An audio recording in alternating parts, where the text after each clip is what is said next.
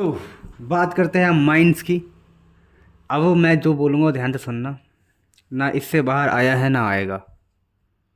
मतलब क्या है, ये नहीं कि मैंने बोल दिया तो इससे बाहर नहीं आएगा। देखो थोड़ा घुमा फिरा के आएगा। जैसे अगर कोई टू लिखता है तो उसकी जगह थ्री आ सकता है लिखा हुआ ना, तो ऐसे थोड़ी बहुत घुमा जाता है। लेकिन अब प्रैक्टिस कर लेना, थोड़ा सा प्रीवियस ईयर कर लेना। नोट्स चाहिए मुझसे, नोट्स मांग लेना। प्रीवियस ईयर क्वेश्चन चाहिए, क्वेश्चन लेना, पर प्रैक्टिस कर लेना। अब प्रैक्टिस के बाद ना इससे बाहर ना आएगा ना आया है। देखो मैं बहुत सिंपल बातें बोलूँगा, टाइम वेस्ट नहीं करूँगा, स्टार्ट करूँगा, बाकी आपकी मर्जी है। हाँ, ये वीडियो बहुत हेल्प करने वाला है अगर आप ईमानदारी से देखते हो तो। और आपके पास मुझे लगता है कोई चारा भी नहीं है, आपको देखना ही चाहिए। चलो अब कहानी की बात करें प्यारे बच्चों, तो देखो अमाइंस की बात कर रहे हैं। तो अमाइंस देखो, उससे पहले आप समझो एक चीज़ होता है अमोनिया। ठीक है, ये ना अमोनिया है।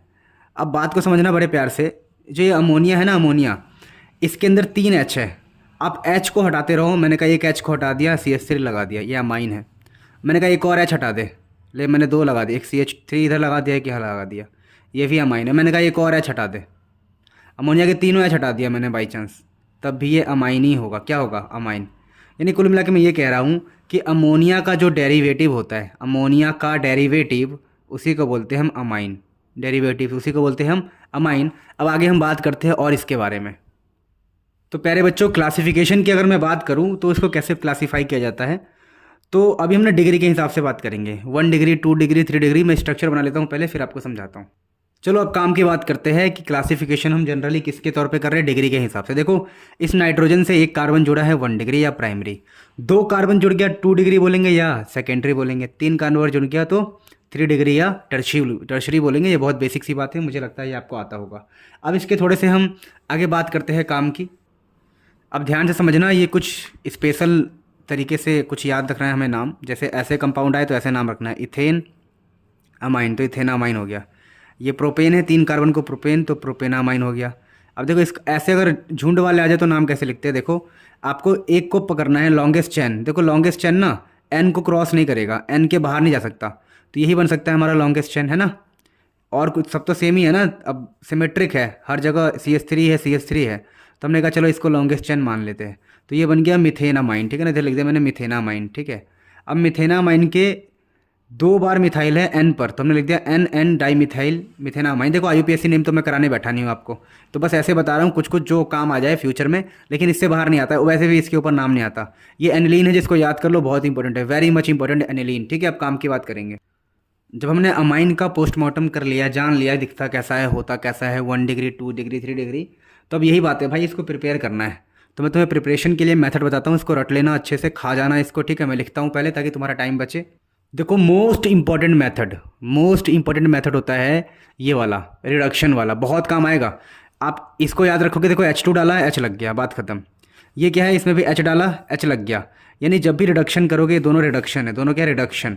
तो रिडक्शन वाले मेथड याद रखना कि जब भी नाइट्रो कंपाउंड में, इसको बोलते हैं नाइट्रो कंपाउंड, NO2 वाले में, जब भी नाइट्रो कंपाउंड का हम रिडक्शन करते हैं H2 प्लेटिनम के प्रेजेंस में या फिर Sn प्लस HCl के प्रेजेंस में, तो NH2 मिलता है। ध्यान रखना, रिडक्शन का मतलब क्या होता है, removal of oxygen, addition of hydrogen. समझ में आया? रिडक्शन का मतलब क्या है, O को हटाओ, H को लगाओ, तो O हटा H लगा। याद रखना अच्छे से, याद हो गया मुझे। आंख बंद करो, याद करो, अभी याद करो। ठीक है, फिर आगे बढ़ेंगे। देखो दो तरीके हैं, Sn प्लस HCl डाल दो या Fe प्लस HCl डाल दो, तो जो NO2 है NH2 में कन्वर्ट हो जाएगा। या एक तरीका ये है, H2 प्लेटिनम डाल दो, रिडक्शन करवा दो, दोनों रिडक्शन है दोनों ही। ठीक है, इसे याद कर लो प्लीज़, जादू नहीं होने वाला है, आपको याद करना ही पड़ेगा। डरो मत, भागो मत, कोई जादू नहीं होता, सबको याद करना है। अब सुनो, एनसीईआरटी में एक बड़ा इंपॉर्टेंट क्वेश्चन आता है कि भाई ये वाले मेथड को प्रेफरेंस क्यों मिलता है। प्रेफरेंस मतलब इसको हम क्यों चुने, इसी मेथड को क्यों चुने, क्यों preference they, why this method is given preference. इसके अलावा अगर हमारे पास दो तरीके हैं तो मैं इसको नहीं चुनूंगा, इसको चुनूंगा। रीज़न क्या है, देखो क्योंकि देखो आयरन जो है ना, Fe, आयरन स्क्रैप बोलते हैं इसको, Fe और HCl मिलके ना FeCl2 बना लेते हैं। और जो ये FeCl2 है, इसके अंदर जो भी FeCl2 बनेगा, वो FeCl2 हाइड्रोलाइज्ड होने के बाद हमें HCl देता है, HCl। मतलब समझो मेरी बात को कि इस रिएक्शन को करवाने के लिए क्या चाहिए, आयरन चाहिए और HCl चाहिए।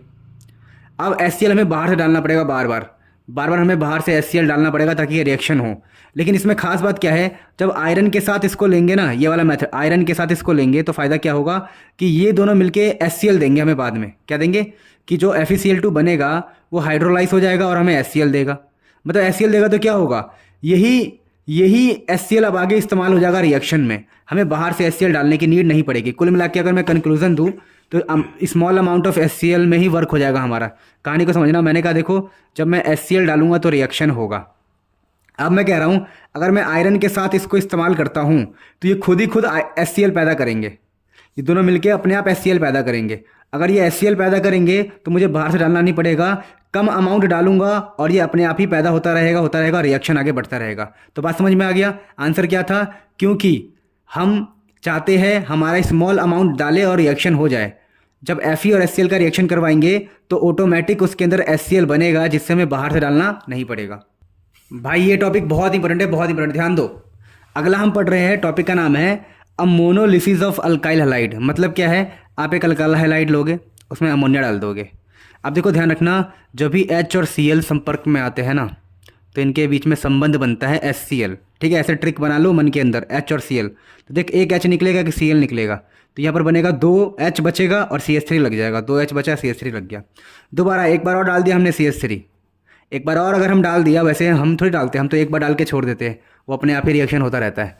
तो अगली बार रिएक्शन होगा तो क्या होगा, दोबारा एक HCl निकल जाएगा और तेरा यहाँ पर क्या बचेगा, NH, है ना। तो देख NH बचा और दो ये आपस में जुड़ गए, क्योंकि ये HCl बन के निकल जाएंगे तो ये आपस में जुड़ जाएंगे।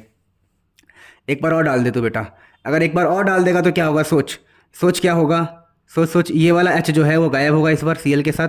तो यहाँ पर अब इस वाले N के साथ CH3 लग गया, 3 बार लग गया। सोच एक बार और डाल दे तू, एक बार और डाल देगा तो HCl तो निकल सकता नहीं है। तो क्या होगा, देख यहाँ पर क्या होगा समझना कि जो ये N है, N है ना, इसके लोन पेयर गायब हो जाएंगे, यहाँ पर N पॉजिटिव बचेगा क्योंकि इलेक्ट्रॉन उसका खाया जाएगा। और ये Cl जो है तेरा Cl, और Cl नेगेटिव रहेगा ही रहेगा। और अब देख समझ मेरी बात को, ये डाला तूने ये वाला डाला है, ये वाला, ये सॉरी ये डाला तूने, ये डाला है, ये डालेगा तो क्या होगा, बात समझ।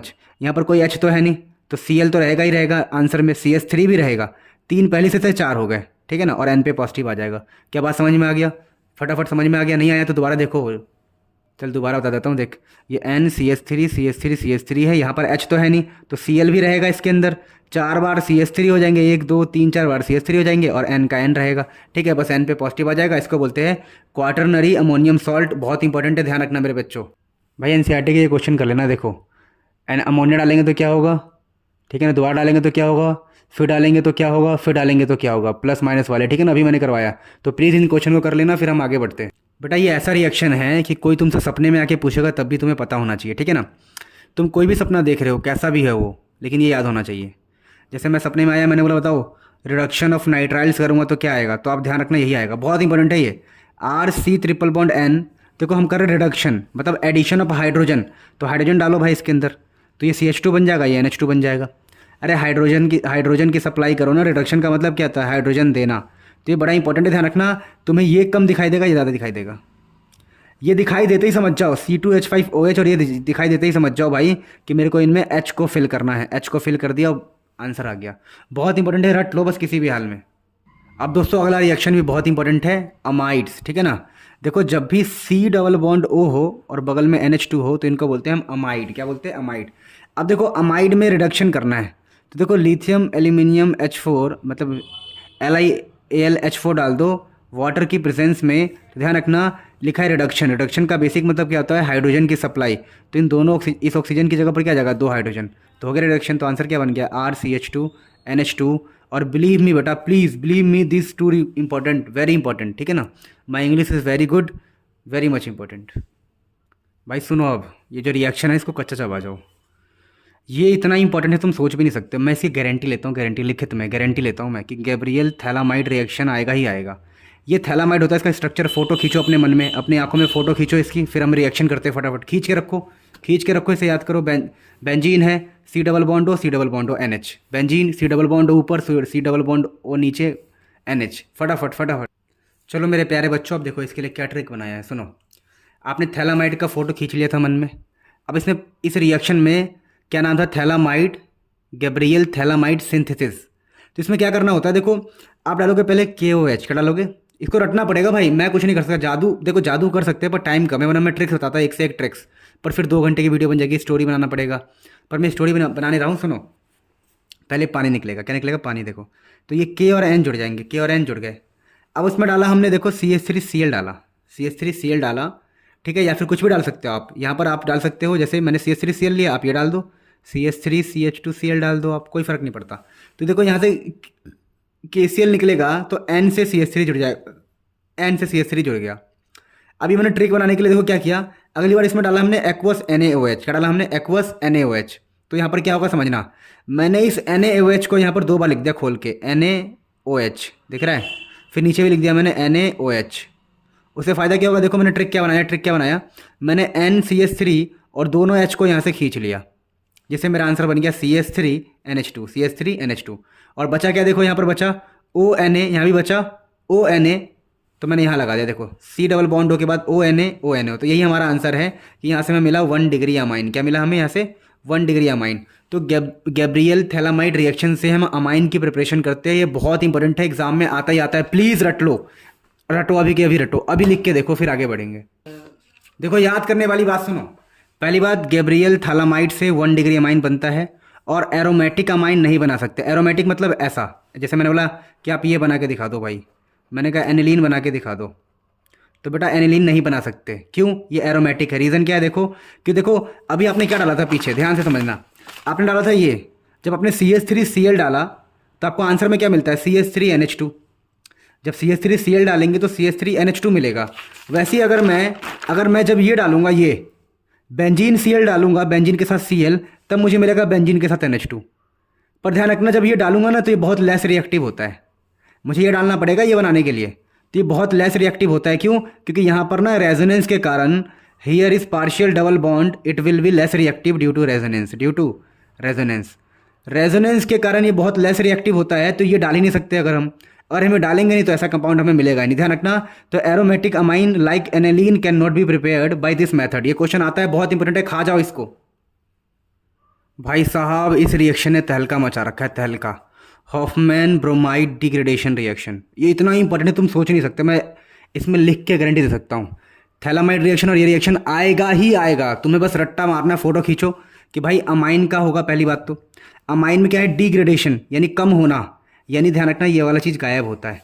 ये कैसे गायब होता है समझना, जब किसी भी अमाइन के अंदर, ऐसे अमाइड के अंदर, ठीक है, ब्रोमाइड लिखा है ना ये, तो ब्रोमीन का यूज़ होगा। देखो हॉफमैन है ये, ठीक है, हॉफमैन ऐसे याद कर लो, ओ होगा इसके अंदर, ओ गायब होगा, तो ये ओ वाला गायब होगा। Br2 और NaOH लेंगे ना तो डिग्रेडेशन होगा। डिग्रेडेशन मतलब ये वाला कार्बन पूरा गायब हो जाएगा, तो बचेगा क्या? RNH2। क्या बचेगा? RNH2। ये बहुत ही ज़्यादा इंपॉर्टेंट है, प्लीज़ इसको रट लो। हॉफमैन ब्रोमाइड डिग्रेडेशन रिएक्शन, ठीक है। डिग्रेडेशन क्यों बोलते हैं? कार्बन कम होता है। देखो एक कार्बन था यहाँ पर, ठीक है, अब ये कार्बन नहीं है, गायब हो गया। प्लीज़ इसको याद कर लो, प्लीज़, किसी भी हाल में। चलो ये NCERT का सबसे फेमस क्वेश्चन करवा रहा हूँ। देखो लिखा है CH3Cl में अगर ये डालूंगा KCN या NaCN तो क्या लगेगा? याद करो, मैंने बताया था हेलो और केन के लेक्चर में, CN डालोगे CN लग जाएगा, लग गया CN। अब कह रहा है इसका रिडक्शन करेंगे तो आंसर क्या आएगा? याद करो, रिडक्शन का मतलब है सप्लाई ऑफ हाइड्रोजन। तो देखो ये CH3 तो सेम रहेगा, ये CH2 भी सेम रहेगा। यहाँ पर क्या बन जाएगा? ये सप्लाई ऑफ हाइड्रोजन से बन जाएगा ये CH2, क्योंकि कार्बन के 4 बॉन्ड कंप्लीट करने हैं, और ये नाइट्रोजन के क्या बन जाएगा? NH2, नाइट्रोजन के 3 कंप्लीट करने हैं, ठीक है ना। ध्यान रखना, ये पीछे याद करवाया था, रट्टा मरवाया था, प्लीज़ पीछे का देखो प्लीज़। तो मेरे प्यारे बच्चों 2 क्वेश्चन और, मज़ा आ जाएगा, मज़ा। लिखा है C6H5Cl NaCN, क्या CN लग जाएगा? C6H5Cn लग जाएगा ना CN? अरे यार CN है तो CN लग जाएगा, गलत। बेटा ध्यान रखना, कभी भी C6H5 दिख जाए ना तो बेंजीन की सोचना, C6H5 बेंजीन और उस पर Cl लगा हुआ है, Cl। और मैंने तुम्हें पीछे बताया है कि अल्काइल हलाइड जो होता है, जो क्लोरोबेंजीन है, ब्रोमोबेंजीन है, वो बहुत ही लेस रिएक्टिव होते हैं रेजोनेंस के कारण। तो ये तो रिएक्शन ही नहीं होगा, खेल खत्म इस क्वेश्चन का खेल। नो रिएक्शन लिख देंगे यहाँ पर, नो रिएक्शन। तो ये गलती मत करना प्लीज़, मैं ईमानदारी से पढ़ा रहा हूँ तुम्हें हर एक बात, छोटी छोटी बात। यहाँ देखो लिखा है C6H5, तो तुम पहले बेंजीन बनाओ। देखो बता रहा हूँ, पहले बेंजीन बना लिया, फिर लिखा है CH2, फिर लिखा है Cl। अब काम करो, अब लिखा है अल्कोहलिक KCN, अब ये Cl हट जाएगा, क्यों? बेंजीन से दूर है, बेंजीन के पास वाले Cl का रिएक्शन नहीं होता। अब CN डालोगे तो CN लग जाएगा, तो A क्या आएगा? A आएगा बेंजीन, ठीक है, उसके ऊपर CH2, यहाँ पर आ गया CN। अब CN के अंदर क्या कर रहे हैं? देखो H2 निकल, याद करो स्टार्टिंग में बताया इसी लेक्चर के, ये होता है रिडक्शन, पहला शायद, ठीक है, रिडक्शन है ये, रिडक्शन पता है कौन सा वाला है? ये देखो ये वाला है। CN के अंदर अगर डालोगे H2 निकल तो रिडक्शन होगा, रिडक्शन, ठीक है भाई। देखो पीछे का याद तो करना पड़ेगा, तो आंसर क्या आएगा? देख इसके अंदर डाला ना हमने, तो आंसर ये आएगा, देख बेंजीन के ऊपर ये CH2 और ये हो गया, देख ये तो सी है, कार्बन CH2 बन जाता है और नाइट्रोजन NH2 बन जाता है। तो देख आंसर तेरे जेब में है बेटा, आप बस पीछे का रट ले, हर क्वेश्चन होगा तेरे से। तो प्यारे बच्चों फटाफट फटाफट फिजिकल प्रॉपर्टीज़ की बात करते हैं। मैं कुछ भी नहीं छोड़ने वाला, एनसीईआरटी का चप्पा चप्पा छाट मारेंगे, ठीक है ना। देखो पहली बात है सॉल्युबिलिटी। तो देखो lower members are soluble due to hydrogen bonding. जो छोटे मेंबर्स होते हैं ना, जैसे मैंने बोला कि ये देखो ये CH3NH2 बड़ा प्यारा सा क्यूट सा छोटा सा बच्चा है, तो ये पानी में जाएगा, इससे अच्छी से बॉन्डिंग करेगा और सॉल्युबल हो जाएगा। लेकिन अगर बड़ा मेंबर आ जाए ऐसा N रहे और तीनों जगह CH3 लगा दे, तो ले लगा दिया CH3। अब ये CH3 ना हाइड्रोफोबिक पार्ट होता है। आपने सुना होगा साबुन के अंदर ये वाला पार्ट जो होता है वो हाइड्रोफोबिक होता है। अगर ये हाइड्रोफोबिक पार्ट है तो समझ इस बात को, क्या ये पानी को पास में आने देगा? ये पानी को पास में नहीं आने देगा। हाइड्रोफोबिक जो पानी से डरे, हाइड्रोफोबिक जो पानी से डरे तो पानी को पास आने नहीं देगा, तो ये सॉल्युबल नहीं होंगे। तो लोअर मेंबर सॉल्युबल होते हैं, हायर मेंबर सॉल्युबल नहीं होते, पहली बात ध्यान रखना। दूसरा क्या, boiling point of isomeric amines. Isomeric का मतलब क्या होता है? फॉर्मूला सेम होगा, लेकिन डिग्री के हिसाब से बात करें तो 1 डिग्री में भीड़ सबसे कम होगी, सबसे ज़्यादा सॉल्युबल। देखो भीड़ ज़्यादा हो गई ना तो बल्कीनेस बढ़ जाएगा। देख भीड़ ज़्यादा हो गया, बल्कीनेस बढ़ गया, हाइड्रोफोबिक पार्ट बढ़ गया, ठीक है ना। ये 2 डिग्री 3 डिग्री, समझ में आ रहा है? तो ध्यान रखना, सब कुछ छोड़ो, 1 डिग्री का सबसे ज़्यादा होता है, फिर 2 डिग्री का, फिर 3 डिग्री का, अगर वो आइसोमरिक अमाइंस है तो, आइसोमर्स है एक दूसरे के। तो अगला क्या है, देखो ये बात तुम्हें समझनी पड़ेगी, आइसोमर का मतलब क्या होता है। इतना बेसिक में हम कैसे जा सकते हैं? प्लीज़ ट्राई टू अंडरस्टैंड, है ना। बाकी आप मुझे मैसेज करोगे तो मैं बता दूंगा आपको पर्सनली। अच्छा बॉइलिंग पॉइंट की बात करते हैं, तो बॉइलिंग पॉइंट सबसे ज़्यादा होता है अल्कोहल का, क्योंकि इसके अंदर हाइड्रोजन बॉन्डिंग अच्छी वाली होती है, काफ़ी तगड़ी बॉन्डिंग होती है, ठीक है। तो बॉइलिंग पॉइंट होता है अल्कोहल का सबसे ज़्यादा, उसके बाद अमाइंस का, ठीक है, और उसके बाद अल्केन का, ठीक है। ध्यान रखना, अगर इन सब का ऑलमोस्ट मास सेम है तो मास सेम। अब पता लगे तुम बात कर रहे हो अल्कोहल ले लिया 5 किलो, लीटर में होता है, चलो किलो में ले लिया, और इसका ले लिया हमने 1 किलो, अब हम पूछ रहे हैं, तो गलत कंपैरिजन है। सबका मास सेम होगा, फिर उबाल के देखेंगे, ठीक है ना। तो जब हम सबका मास सेम लेते हैं, उबालते हैं, तो सबसे ज़्यादा बॉइलिंग पॉइंट होता है अल्कोहल का। मतलब मान लें अल्कोहल 100 में बॉईल हो रहा है तो अमाइन 70 में बॉईल होगा, सॉरी, अगर ये 100 में बॉईल हो रहा है तो 70 में, और ये 30 में बॉईल हो जाएगा। ध्यान में आगे बात कि मास अगर सेम हो तो सबसे ज़्यादा बॉइलिंग पॉइंट इसका होता है। ये क्वेश्चन आएगा एग्जाम में, ध्यान रखियो, एग्जाम में आएगा ही आएगा, नीट में पूछ चुके हैं इससे क्वेश्चन, ध्यान रखियो। चलो बेटा केमिकल रिएक्शन से क्वेश्चन पक्का आएगा, इंपॉर्टेंट है, लिख के ले लो मुझसे, मैं बोल रहा हूँ लिख के ले लो, मतलब ले लो।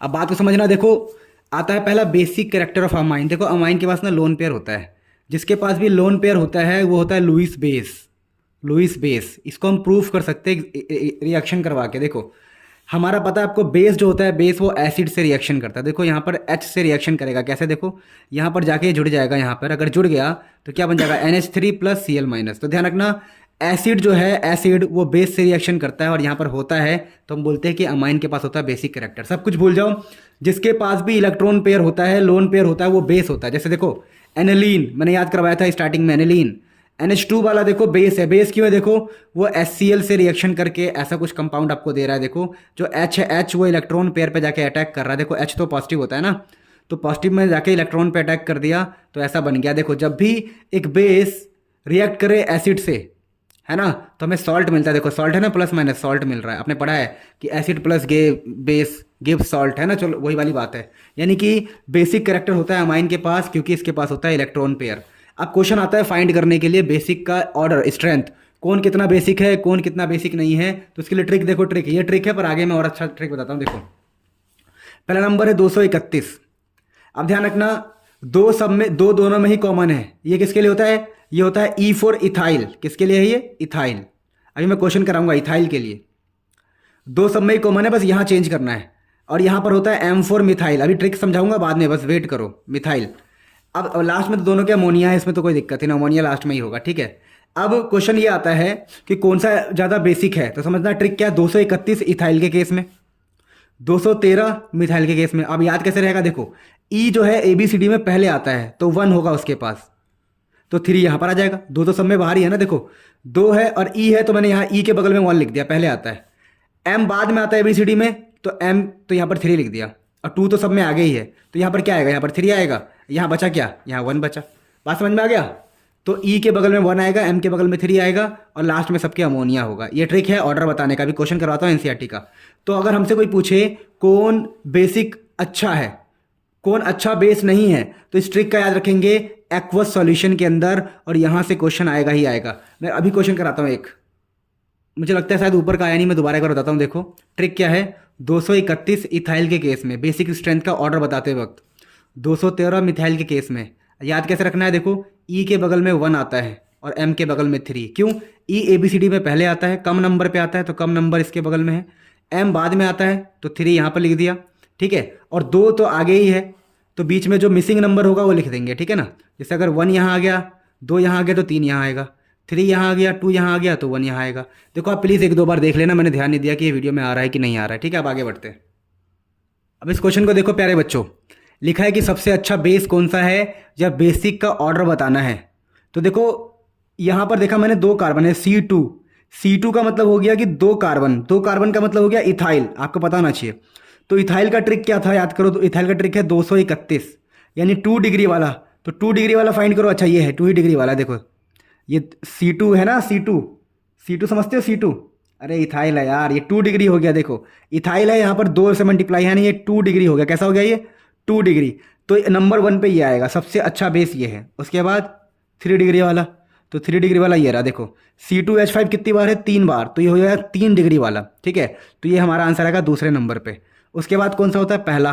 तो यहाँ पर देखो ब्रैकेट लगा के मैं 1 लिख सकता हूँ ना, तो ये हमारा हो गया 1 डिग्री, तो ये आएगा तीसरे नंबर पे और सबसे लास्ट में ये। यानी आपसे कोई बोले ऑर्डर बताओ तो सबसे पहले ये वाला आएगा 1, उसके बाद 2 वाला ये आएगा, उसके बाद 3 वाला आएगा और सबसे लास्ट में 4 वाला आएगा। तो ऐसे आप ऑर्डर बता सकते हो एक्वस फेस के अंदर, एक्वस सॉल्यूशन के अंदर। अब फटाफट आगे अगला क्वेश्चन करते हैं। बेटा अब इस क्वेश्चन में आपको ऑर्डर बताना है, बहुत इंपॉर्टेंट क्वेश्चन है, बहुत बार आया हुआ है। तो हम क्या सोचेंगे? हम सोचेंगे हमारा तो मिथाइल वाला, मिथाइल में क्या था? M के बगल में 3 और 2 स्टार्टिंग में, तो बचा 1, 213 आ गया मिथाइल के लिए। यानी 2 डिग्री वाला सबसे पावरफुल है, तो 2 डिग्री वाला ये, यानी पहले नंबर पे ये आएगा। फिर 1 डिग्री वाला, 1 डिग्री वाला ये है, ये ना एक ही कार्बन है इसके अंदर। अरे यार ये पहली बात तो मिथाइल है, देखो ये रे मिथाइल है, CH3 का मिथाइल है, और 2 से मल्टीप्लाई मतलब 2 डिग्री। यहाँ पर ये CH3 मिथाइल है, कुछ भी नहीं है, तो 1 से मल्टीप्लाई यानी 1 डिग्री। और इसके बाद क्या आएगा? 3 डिग्री, तो तीसरे नंबर पे ये आएगा। देखो तो पहले नंबर पे ये आया, दूसरे नंबर पे ये आया, क्योंकि ये क्या है हमारा, देखो ये हमारा 2 डिग्री है, ये हमारा 1 डिग्री है और ये हमारा 3 डिग्री है। बाई चांस इसमें लगा पड़ा था, ठीक है। और ये वाला देखो ये तो लास्ट में आता है, ये लास्ट में आएगा। तो कौन सा जीत गया? ये जीता पहले नंबर पे, ये दूसरे नंबर पे, ये तीसरे नंबर पे, ये चौथे नंबर पे। आई होप आपको समझ में आ गया होगा ट्रिक से, ठीक है। देखो मेरे कहने का मतलब क्या है, मिथाइल के लिए अलग होगा ना, ये मिथाइल है C2H5, तो मिथाइल के लिए अलग कॉन्सेप्ट यूज़ करना है। सॉरी इथाइल, ये इथाइल है बेटा, C2H5 होता है इथाइल, 2 कार्बन को हम इथाइल बोलते हैं। तो इथाइल के लिए ये ट्रिक यूज़ करना है, इथाइल के लिए ये वाला 231, पहले 2 डिग्री वाला, फिर 3 डिग्री वाला, 2 डिग्री 3 डिग्री, फिर 1 डिग्री। और जब आपका आ जाए मिथाइल तो 2 डिग्री 1 डिग्री 3 डिग्री, जो हमने पीछे आपको बताया। ये रहा मिथाइल, हमारा मिथाइल, एक कार्बन को हम बोलते हैं मिथाइल। ये एक कार्बन है मिथाइल और ये 2 डिग्री है। वैसे ये एक कार्बन है पर ये 3 से मल्टीप्लाई है तो 3 डिग्री हो गया। क्या बात समझ में आ गया? फटाफट आगे बढ़ते हैं। चलो एक क्वेश्चन प्रैक्टिस करो, बताओ ज़्यादा एसिडिक ज़्यादा बेसिक कौन सा है? तो याद करो ये एक कार्बन का है, मतलब मिथाइल। मिथाइल में ऐसे लिख देते हैं 3, यहाँ पर 2 और यहाँ पर 1। तो सबसे ज़्यादा पावरफुल कौन सा होगा? 2 डिग्री। तो ये 2 डिग्री है तो सबसे ज़्यादा बेसिक ये होगा, फिर ये है सबसे ज़्यादा बेसिक, फिर लास्ट में 3 डिग्री, यानी सबसे ज़्यादा बेसिक ये है। तो इस तरफ मुंह खुलेगा, ये है ज़्यादा बेसिक। आई होप आपको मैं समझा पाया हूँ। अब हम आगे बात करते हैं। बेटा अब क्वेश्चन ऐसा आ जाए कि इन दोनों में अच्छा बेस कौन सा है, तो आंसर है बेटा ammonia. Ammonia is a good base as compared to this, ठीक है। या फिर ऐसा कुछ लिखा आ जाए CH3NH2। तो अब बताओ कौन अच्छा बेस है? तो अभी अब देखो, अब ये अच्छा बेस है, ठीक है ना। इसके कंपैरिजन में ये अभी भी जीत गया, मतलब बेंजीन वाले हार जाते हैं। रीज़न क्या है समझना। देखो अच्छा बेस वो होता है जिसके पास इलेक्ट्रॉन हो किसी को देने के लिए। जैसे मैंने कहा कि यहीं पर H आए और ये इलेक्ट्रॉन देने को तैयार हो, तो हम बोलेंगे ये अच्छा बेस है। क्यों? इसने H+ से रिएक्शन किया है। पर होता क्या है, ड्यू टू रेजोनेंस के कारण इसका इलेक्ट्रॉन बिजी हो जाता है। तो ड्यू टू रेजोनेंस है ना, less electron is present to donate, so it is not good base. क्या बात समझ में आ गई? ये क्वेश्चन आएगा एग्जाम में, ध्यान रखना। It is not good base, हम ऐसे बोलेंगे कि इलेक्ट्रॉन जो है रेजोनेंस में डीलोकलाइज्ड हो गया, या इसको कॉन्जुगेशन भी बोलते हैं कि इलेक्ट्रॉन कॉन्जुगेशन में चला गया, जिसकी वजह से यहाँ पर इलेक्ट्रॉन है नहीं। अगर इलेक्ट्रॉन यहाँ पर बहुत कम है तो ये अच्छा बेस नहीं हो सकता। क्यों? क्योंकि इसके पास इलेक्ट्रॉन है नहीं देने के लिए। अरे H प्लस को देने के लिए इलेक्ट्रॉन है ही नहीं, तो ये अच्छा बेस कैसे हो सकता है, ध्यान रखना। पर इनके पास ऐसा कोई सिस्टम है नहीं, इनके पास कोई रेजोनेंस है नहीं, तो ये अच्छे बेस होते हैं एज़ कम्पेयर टू दिस। क्या बात समझ में आ गया? एक क्वेश्चन करते हैं फिर समझ में आएगा आपको। अब दोस्तों सुनो, इसमें बताना है arrangement of basic strength. Arrangement of basic strength, देख C6H5 दिख गया बेंजीन वाला। अगर बेंजीन दिख गया समझ ले सबसे लास्ट वाला होगा, सबसे घटिया होगा। क्यों? क्योंकि इसका जो इलेक्ट्रॉन होता है बेंजीन वाले का इलेक्ट्रॉन, वो इलेक्ट्रॉन तो होता ही नहीं, वो तो रेजोनेंस में गायब हो जाता है। अगर इसके पास इलेक्ट्रॉन है ही नहीं देने के लिए, तो अच्छा बेस किस बात का ही है? अच्छा बेस वो जिसके पास इलेक्ट्रॉन हो देने के लिए, तो सबसे लास्ट में जाएगा चौथे नंबर पे ये। अब इनमें बात करें, अब देखो ये तो आपको पता ही है, ये अमोनिया है, ठीक है। अमोनिया आपको पता ही है सबसे लास्ट में ही होता है, ठीक है ना। लेकिन सबसे लास्ट में इस बार ये जाएगा, ठीक है ना। हम पीछे मैंने बताया कि अमोनिया के कंपेयर में ये सबसे कम बेस होता है, पीछे भी मैंने यही तो बताया कि अमोनिया जीत जाएगा इससे, तो अमोनिया आ गया, अमोनिया ऑटोमेटिक आ जाएगा आपके तीसरे नंबर पे। अब समझना इन दोनों में से पहले नंबर पर क्या होगा। तो मैंने देखा ये क्या है हमारा इथाइल, तो इथाइल वाले के लिए रूल क्या था? इथाइल वाले के लिए रूल ये था, ई लिखो, यहाँ 1 लिखो, यहाँ 2 लिखो, बचा हुआ क्या नंबर बचा यहाँ पर? 3। तो इथाइल वाले में कौन जीतता है पहले? 2 डिग्री वाला, तो ये रहा 2 डिग्री वाला। देखो C2H5 है, ये इथाइल है, और बाहर 2 है यानी 2 डिग्री वाला, यानी कि ये आएगा। इन दोनों में कौन जीत गया? इन दोनों में ये जीत गया पहले नंबर पे, तो इसको दूसरे नंबर पे आना पड़ेगा। तो बात समझ में आ गया? तो पहला वाला पावरफुल है, फिर दूसरा वाला है, फिर तीसरा वाला है, और सबसे लास्ट में बेंजीन वाला, चौथा वाला। आई होप आपको ये समझ में आया होगा, पक्का पक्का आ गया समझ में सबको? पक्का? देखो दोबारा बात करूँ तो ये तो सबसे लास्ट में जाएगा ही जाएगा, क्योंकि बेंजीन वाला है ये। और इसके बाद किसका नंबर आता है? इसका, क्योंकि ये देखो ये हमेशा सबसे पीछे था। अगर आप पीछे देखोगे ना, तो अमोनिया सबसे पीछे था, होता था हमेशा, पर अमोनिया बेंजीन वाले से जीत जाता है। तो यानी कि बेंजीन वाले के बाद इसी का नंबर आएगा अच्छे बेस में, है ना। अब बाकियों के लिए तो आपको ट्रिक पता ही है, इथाइल और मिथाइल देखना है आपको। 2 कार्बन को इथाइल बोलते हैं, ये इथाइल वाला है, ये इथाइल वाला था। तो आई होप आपको समझ में आ रहा होगा। नहीं आ रहा तो आप मान लो कि भाई क्या बोलूँ मैं आपको। अब मेरे प्यारे बच्चों सुनो, पी के भी वैल्यू की बात सुन लो। भाई पी के भी वैल्यू क्या होता है? Inversely proportional to basic strength. बस इसको याद कर लो, ये 11th का टॉपिक है, इक्विलिब्रियम का, आपको दिमाग लगाना नहीं है। अब जिसका बेसिक स्ट्रेंथ सबसे ज़्यादा होगा उसका पी के भी वैल्यू कम होगा। तो क्वेश्चन यही पूछ रहा है, किसका पी के भी value which has greater P के भी वैल्यू। अगर पी के भी वैल्यू कह रहा है ज़्यादा, अगर पी के भी वैल्यू ज़्यादा है तो बेसिक कम होगा, बेसिक ज़्यादा है तो पी के भी कम होगा, है ना। तो क्या पूछा है? विच हैज़ ग्रेटर पी के बी ज़्यादा किसका होगा? जिसका बेसिक स्ट्रेंथ कम होगा, जिसका बेसिक स्ट्रेंथ कम होगा। तो सबसे कम बेसिक स्ट्रेंथ किसका होता है? बेंजीन वाले का। तो इसका पी के भी ज़्यादा है, सबसे पी के भी ज़्यादा है। बात समझ में आ गया? तो ऐसे क्वेश्चन इजीली कर लेना, ठीक है ना। ऑर्डर पूछे पी के बी का तो अब बेसिक स्ट्रेंथ का उल्टा ऑर्डर हो जाएगा, ठीक है ना। अगर आपसे बोलता है कि ऑर्डर ऑफ पी के बी बताओ, ऑर्डर ऑफ पी के बी, तो आप बहुत इजीली कर सकते हो। देखो कैसे, आपको पता है कि सबसे अच्छा बेस कौन सा होगा। ये कौन सा वाला केस है? मिथाइल वाला। तो मिथाइल का ट्रिक क्या था? M321, ठीक है ना। मिथाइल का यही ट्रिक है। तो सबसे ज़्यादा होता है 2 डिग्री वाला, 2 डिग्री वाला ये, यानी कि ये सबसे नंबर 1 पे आएगा, ए पर आएगा ये। फिर उसके बाद कौन सा वाला होगा? 1 डिग्री वाला, 1 तो है नहीं, फिर 3 डिग्री, यानी ये बी पर आएगा, ये सी पर आएगा। तो देखो बेस, अगर मैं बेस की बात करूँ, बेसिक स्ट्रेंथ की बात करूँ, तो आंसर है ए, फिर बी, फिर सी।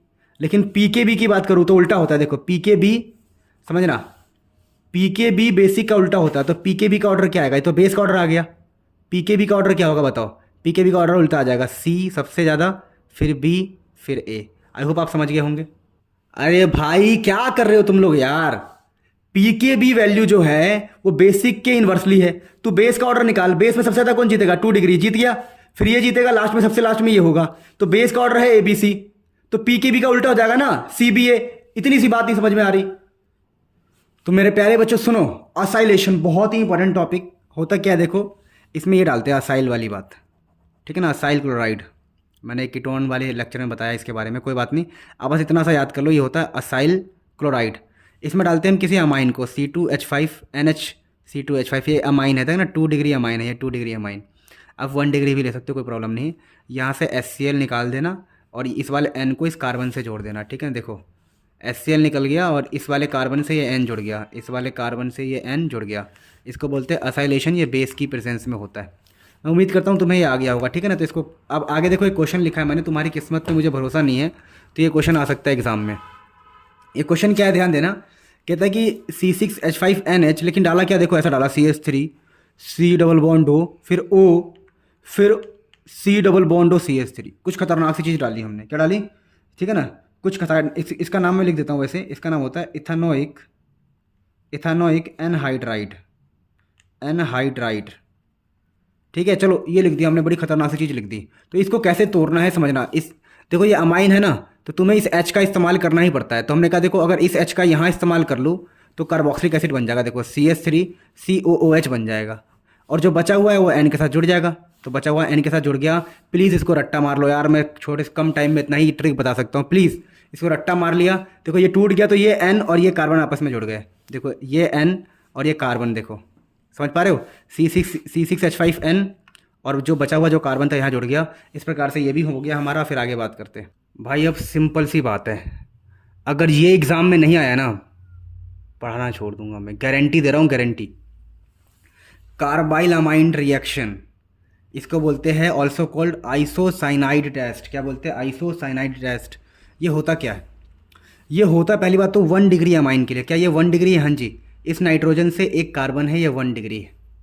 जब इसमें हम क्लोरोफॉर्म डालते हैं CHCl3 और एक्वस KH के साथ या KOH के साथ, और हल्का सा हीट करने पे, देखो हीट तो जितना मर्जी कर लो, इतना भी नहीं, मीडियम हीट करने पे आपको क्या दिखाई देता है कि जो NH2 है वो NC में कन्वर्ट हो गया।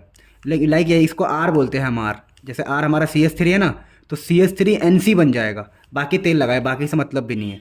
और ये जो चीज़ बनता है ना भाई, इसकी गंदी स्मेल होती है, फॉल स्मेल, अनप्लेजेंट स्मेल, बड़ी गंदी सी स्मेल होती है। और ये होता सिर्फ 1 डिग्री अमाइन के लिए है। तो भाई इससे फ़ायदा क्या होगा? बात को समझ पा रहे हो? जो यहाँ पर CH3 है ना, CH3, उसको हमने R बोल दिया है, मान लो ये R है हमारा। तो क्वेश्चन क्या बन गया हमारा? RNH2। जब RNH2 में ये सब डालोगे ना, CH3Cl और एक्वस KOH, तो आपको मिलेगा RNC। क्या मिलेगा? RNC, जिसकी स्मेल बड़ी गंदी होती है, अनप्लेजेंट स्मेल बोलते हैं इसको। अनप्लेजेंट स्मेल क्या बोलते हैं? Unpleasant smell. तो इससे समझ में आ रहा है? तो इसको बोलते हैं हम कार्बाइल अमाइन टेस्ट। ठीक है, ध्यान रखना, carbylamine test for 1 degree amine. अच्छा, अब बोलोगे सर क्वेश्चन बताओ कुछ। क्वेश्चन ऐसा आ जाए कि मेरे पास है CH3NH2 और एक बार है CH3NHCH3, मैंने डाला इसके अंदर क्लोरोफॉर्म और KOH डाल दिया। यहाँ भी डाल दिया क्लोरोफॉर्म और KOH डाल दिया। यहाँ मुझे गंदी स्मेल मिलेगी। स्मेल क्या मिलेगी? स्मेल। यहाँ स्मेल नहीं मिलेगा। तो ये 1 डिग्री हो गया, ये 2 डिग्री हो गया। तो पहचानने के काम आएगा कौन सा 1 डिग्री है, कौन सा 2 डिग्री है। चलो फिर आगे बढ़ते हैं। भाई साहब ये वाला तो इतना ही इंपॉर्टेंट है, तुम सोच नहीं सकते। डरावना लगता है, डरावना। देखो हिंसबर्ग रिएजेंट या हिंसबर्ग टेस्ट भी बोल सकते हो। टेस्ट ये होता है 1 डिग्री, 2 डिग्री और 3 डिग्री के लिए टेस्ट। जैसे मैंने बोला, देखो मेरे पास है ना एक कंपाउंड है, इसको बोलते हैं बेंजीन सल्फोनाइल क्लोराइड। अब बोलोगे बड़ा मुश्किल हो रहा है, अब नहीं होगा, मैं हिम्मत हार रहा हूँ। भाई देख, याद तो करना पड़ता है। याद कर, तू 2 बार लिखेगा याद हो जाएगा। ठीक है, अब इसमें डाला मैंने 1 डिग्री अमाइन। ये ना 1 डिग्री अमाइन है, यहाँ पर कुछ नहीं है, 1 डिग्री अमाइन है। देख इस नाइट्रोजन से सिर्फ एक कार्बन जुड़ा हुआ है, मतलब एक कार्बन, मतलब इसके डायरेक्टली एक कार्बन है। उसके बाद तो लाइन लगा ही होगा, कोई फर्क नहीं पड़ता। इससे डायरेक्टली कितना जुड़ा है? एक कार्बन। यहाँ एक और होता तो उसको बोलते हैं 2 डिग्री, एक और इधर हो तो 3 डिग्री बोलेंगे। तो ये है 1 डिग्री अमाइन। तो यहाँ से HCl निकाल दे। HCl निकालेगा तो ऐसा कंपाउंड बनेगा। देख एक H रह जाएगा, यहाँ S और N कनेक्ट हो जाएंगे HCl निकलने के बाद। ये ना सॉल्युबल इन बेस, इसको अल्कली लिखा है, एनसीईआरटी ने इसको अल्कली लिखा है। तो अल्कली में सॉल्युबल होता है ये, यानी 1 डिग्री वाला अल्कली में सॉल्युबल होता है। अगर मैं 2 डिग्री से रिएक्शन करवाऊँ, देख मैंने यहाँ पे करवाया है, अभी मैं हाथों हाथ लिख रहा हूँ। तो मैंने देख 2 डिग्री से रिएक्शन करवाया। जब मैंने 2 डिग्री से रिएक्शन करवाया, देख 2 डिग्री क्यों है? इस नाइट्रोजन से 2 कार्बन लगे, एक इधर एक इधर। तो 2 डिग्री से जब मैं रिएक्शन करवाता हूँ तो मेरे पास यहाँ पर कोई भी H दिखाई नहीं दे रहा। एक H था वो भी चला गया, इसलिए ये बेस में सॉल्युबल नहीं होता है। अगर ये बेस में सॉल्युबल नहीं है तो मुझे क्या पता लग गया कि 1 डिग्री सॉल्युबल होगा, 2 डिग्री सॉल्युबल नहीं होगा और 3 डिग्री रिएक्शन ही नहीं करता। यानी इसका फ़ायदा क्या है? मैंने बोला कि कोई कंपाउंड है A, कोई B है, कोई C है, पहचानूँ कौन सा 1 डिग्री है, कौन सा 2 डिग्री है, कौन सा 3 डिग्री है। मैं डाल दूंगा वही बेंजीन सल्फोनाइल क्लोराइड। ये बेंजीन सल्फोनाइल क्लोराइड डाल दूंगा, इसमें भी यही डाल दूंगा, इसमें भी यही डाल दूंगा। मुझे इस वाले में मिला सॉल्युबल कंपाउंड, सॉल्युबल यानी 1 डिग्री। इसमें रिएक्शन हुआ ही नहीं तो मैंने बोल दिया ये 3 डिग्री है। इसमें रिएक्शन हुआ पर इनसॉल्युबल है, नॉट सॉल्युबल, तो हमने बोला ये 2 डिग्री है। बात समझ में आ गया? तो 1 डिग्री होता है सॉल्युबल, 2 डिग्री नॉट सॉल्युबल और 3 डिग्री रिएक्शन ही नहीं होता। तो हम आइडेंटिफाई कर सकते हैं कौन सा 1 डिग्री है, कौन सा 2 डिग्री है, कौन सा 3 डिग्री है with the help of this. मेरे कहने पे ये रिएक्शन याद कर लो। जब भी इस अमाइन में HNO2 डालो, NaNO2 डालो, HCl डालो, बहुत इंपॉर्टेंट है बहुत। तो वहाँ से एक ऐसा आपको मिलेगा, ठीक है ना, डाइजोनियम सॉल्ट टाइप का NO2 प्लस Cl-, जिसमें पानी डालने से वो अल्कोहल बन जाता है। भाई ये बहुत इंपॉर्टेंट है। जैसे एग्जांपल दूँ, देखो मैंने कहा यहाँ पर ना N2 प्लस है और Cl- है।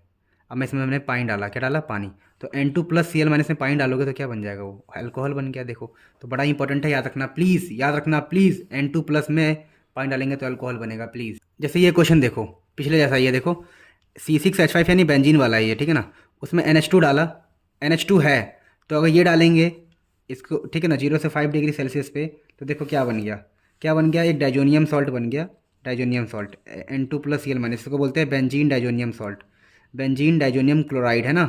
बेंजीन है ये, बेंजीन डाइजोनियम क्लोराइड, ठीक है। अब पानी डालेंगे तो दोबारा OH लग गया। तो प्लीज़ इसको याद कर लेना, ठीक है ना, पक्का पक्का याद कर लेना। भाई ये रिएक्शन बहुत इंपॉर्टेंट है। क्या बोल रहे हैं, हर बार यही बोल रहे हैं भाई, इंपॉर्टेंट है तो है। अब देख, ब्रोमिनेशन जब करते हैं ना, तो एनिलीन जो है, एनिलीन इसकी ब्रोमिनेशन कर रहा है, ये बहुत रिएक्टिव होता है, हाई रिएक्टिव। हाई रिएक्टिव कारण क्या होता है, जब हम ब्रोमीन डालते हैं ना, ब्रोमीन इसके अंदर, ब्रोमीन वाटर बोलते हैं इकट्ठे, तो ये तीनों जगह ब्रोमीन लगा देता है। पर मान ले मेरा मन है कि मैं सिर्फ एक जगह ब्रोमीन चाहता हूँ, मोनो, कैसा चाहता हूँ मैं, मोनो। मेरे को सिर्फ एक ब्रोमीन चाहिए, 3 ब्रोमीन नहीं चाहिए। तब मुझे क्या करना पड़ता है, पहले इसकी रिएक्टिविटी कम करवानी पड़ती है। तो मैं क्या करता हूँ, यहाँ पर ना एक असाइलेशन का प्रोसेस होता है। क्या होता है, असाइलेशन।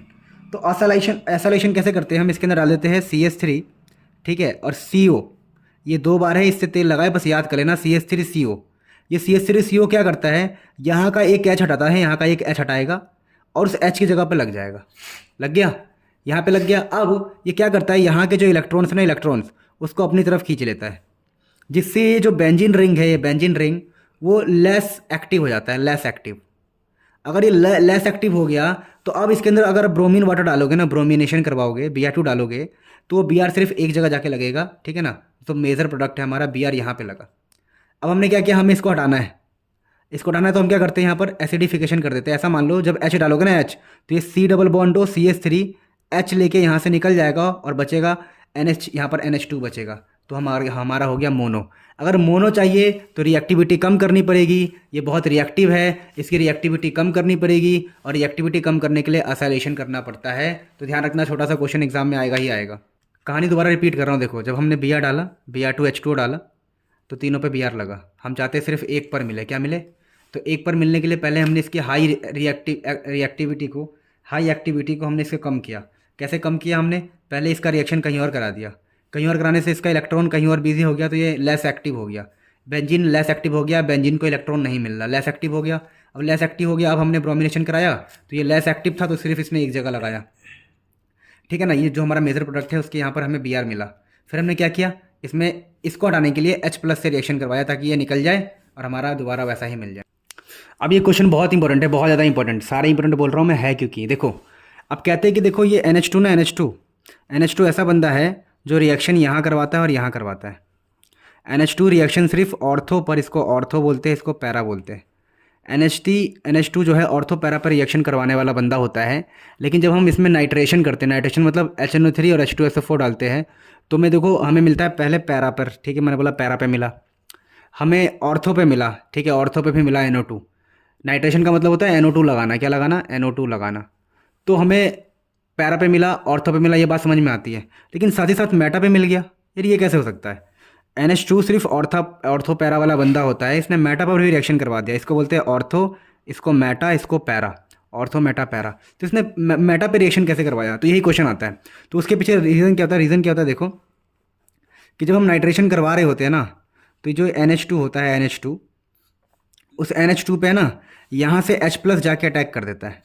अटैक करने से यहाँ बन जाता है एक ऐसा चीज़ NH3 पॉजिटिव, जो होता है मेटा डायरेक्टिंग। कैसा होता है, मेटा डायरेक्टिंग, यानी ये मेटा पे रिएक्शन करवा सकता है। तो इस रिएक्शन में क्या होता है, जो NH2 है उस पे जाके H रिएक्ट करता है, जिसके वजह से वो NH3 पॉजिटिव बन जाता है, जो थोड़ा सा हमारा मेटा पे लगाता है। इसको बोलते हैं एनिलीनियम आयन। ये बहुत इंपॉर्टेंट, ध्यान रखना, एनिलीनियम आयन बहुत इंपॉर्टेंट है। क्वेश्चन आएगा कि NH2 तो ऑर्थो पैरा डायरेक्टिंग है, लेकिन मेटा वाला मामला क्यों मिल रहा है, मेटा वाला माल क्यों मिल रहा है, क्योंकि इसके अंदर क्या होता है कि जो हमारा एनिलीन है उस पर H+ अटैक करता है, जिसकी वजह से एनिलीनियम आयन बनता है, जो मेटा पे लगाने की शक्ति रखता है। ध्यान रखना इस क्वेश्चन को। अब वही वाली कहानी है, अगर 3 जगह NO2 मिल रहा था, अब हमें सिर्फ चाहिए एक जगह NO2, तो एक जगह NO2 कैसे मिल सकता है? अगर मैं इसकी एक्टिविटी को कम कर दूँ तो पहले मैं कर रहा हूँ असाइलेशन। देखो असाइलेशन, मैंने असाइलेशन किया। असाइलेशन से करने से क्या हुआ, इसकी औकात बन गई एक जगह लगाने की। तो ये असाइलेशन कैसे होता है, यहाँ का जो अंदर का कंपाउंड होता है ना ये वाला, वो जाके इस H को रिप्लेस करता है। यहाँ एक H कम हो जाता है, NH के बाद एक H बचता है, बाकी ये लग जाता है अंदर वाला कंपाउंड। अच्छा, अब मैं नाइट्रेशन कर रहा हूँ तो NO2 अब सिर्फ एक जगह लगेगा। तो एक जगह मैंने सबसे नीचे पैरा पे लगा दिया। अब इसको हटाने के लिए हम क्या करते थे, H डालते थे H। तो मैंने इसके अंदर H डाला तो वो हट गया, तो हमें एक जगह माल मिल गया। यानी मोनो वाला माल चाहिए, मोनो मतलब एक वाला माल चाहिए, तो हमें असाइलेशन करना पड़ता है। बात खत्म। बेटा ये बड़ा इंपॉर्टेंट है, ध्यान से समझना। अब ये सल्फोनेशन क्या है, देखो H2SO4 डालते हैं तो सबसे पहले आप ये स्टेप मिस भी कर सकते हो। जिसको दिक्कत हो रही है स्टेप मिस कर सकता है, पर बड़ा आसान है। देखो यहाँ NH2 है, ठीक है, यहाँ पर कितने H है, यहाँ पर कितने H है, देखो 2 H है। टोटल हमारे कितने H होने चाहिए, जो भी हो बात अलग है, समझना। आपको सिंपली क्या करना है, इसको तोड़ लेना है ऐसे। इसको तोड़ के इसको पॉजिटिव, इसको H2SO4 में H वाले को पॉजिटिव कर लो, इसको नेगेटिव कर लो। इस पॉजिटिव वाले को यहाँ फिट कर दिया करो, तो देखो यहाँ पर जाके ऐसा कंपाउंड बन जाएगा। ये NH2 है, यहाँ पर NH3 हो जाएगा। ठीक है, देखो 4 H है ना, 2 और 2 4 H, तो यहाँ पर NH3 हो गया और एक H बचा HSO4 माइनस। ठीक है, अब समझना क्या, हीट करोगे, हीट करने पे क्या होगा, यहाँ पर NH2 रह जाएगा और SO3 आपका और यहाँ लग जाएगा। कहाँ पे लग जाएगा, SO3 यहाँ पे लग जाएगा, SO3H। इसको हम सल्फोनेशन में SO3H को लगाते हैं, तो SO3H लग गया। अब देखो यहाँ का जो H है ना, H इस यहाँ पर इलेक्ट्रॉन पेयर होता है, आपको पता है अमोनिया के ऊपर, उसकी लालच में यहाँ जाता है तो ज्यूटर आयन बनता है। तो क्वेश्चन आ सकता है कि सल्फोनेशन में क्या बनता है, तो ज्यूटर आयन बनता है। ध्यान रखना, इसको बोलते हैं ज्यूटर आयन, प्लस माइनस से ज्यूटर आयन। ध्यान रखना, बहुत इंपॉर्टेंट है। देखो मैं जादू नहीं कर सकता, आपको याद करवा सकता हूँ, याद कर लो मेरे दोस्तों, ध्यान दो। असाइलेशन और अल्काइलेशन एनिलीन का नहीं होता। मोस्ट इंपॉर्टेंट क्वेश्चन तुम लिख के ले लो, आएगा ही आएगा। क्यों नहीं होता सर, क्योंकि देखो यहाँ पर हम ये डालते हैं, ये असाइलेशन होता है CH3 ये वाला ग्रुप डालना असाइलेशन होता है, और ये होता है अल्काइल ग्रुप, इसका बोलते हैं अल्काइलेशन। तो ऐसा क्यों नहीं होता सर, क्योंकि देखो एल्यूमिनियम पे है AlCl3, तो एल्यूमिनियम क्लोराइड क्या करता है, लालच में जाके यहाँ पर अटैक कर देता है, जिसकी वजह से यहाँ पर हमारा क्या बन जाता है, पॉजिटिव। क्या बन जाता है, पॉजिटिव। अगर N के ऊपर पॉजिटिव आ गया तो ये क्या करेगा, ये रिएक्शन आगे नहीं करवाने वाला। ठीक है, तो ध्यान रखना, असाइलेशन और अल्काइलेशन नहीं हो पाता है। रीज़न क्या उसके पीछे, जो AlCl3 है वो यहाँ पर जाके क्या बनाता है, सॉल्ट बना लेता है। ठीक है ना, तो रीज़न क्या होगा, रीज़न क्या है कि जो एल्यूमिनियम क्लोराइड है मेक्स, ठीक है ना, सॉल्ट विथ एनिलीन, ठीक है ना, एनिलीन। इसीलिए असाइलेशन और अल्काइलेशन नहीं होता है। बेटा आप सबसे इंपॉर्टेंट दौर पे आ चुके हैं हम। देखो एंडिंग होने वाला है 2 मिनट 4 मिनट में।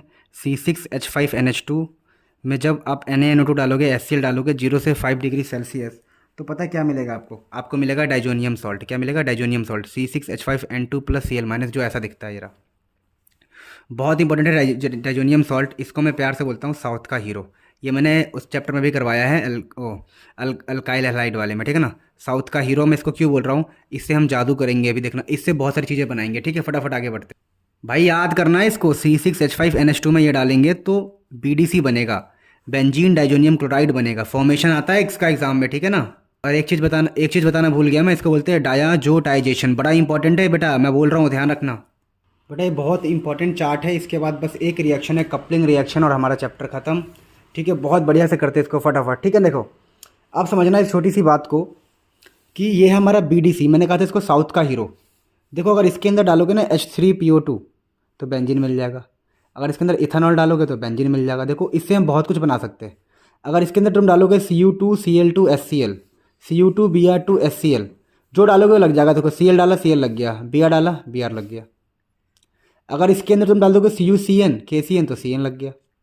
अच्छा ध्यान रखना, इसका नाम होता है जब भी हम डालते हैं ना CuBr2 CuCl2, ठीक है ना, ऐसो का नाम होता है सैंड मेयर रिएक्शन। मैंने ये पहले करा रखा है चैप्टर अल्काइल हैलाइड वाले में। ठीक है, तो जो डालोगे लग जाएगा। देखो इसके अंदर मैंने क्या डाला, मैंने डाला यहाँ पर HbF4, फ्लोरीन डाला, फ्लोरीन लग गया। फिर मैंने इसके अंदर डाला गर्म पानी, तो OH लग गया, पानी से OH लग गया। मैंने इसके अंदर डाला Ki, तो I लग गया। मैंने डाला CuHBr, तो Br लग गया। CuHCl डाला तो Cl लग गया। जो डालोगे वो लग जाएगा, Cl डालोगे Cl लग जाएगा। तो आई होप आपको ये पता लग गया होगा। लास्ट रिएक्शन करते हैं, फिर एंजॉय योर डे।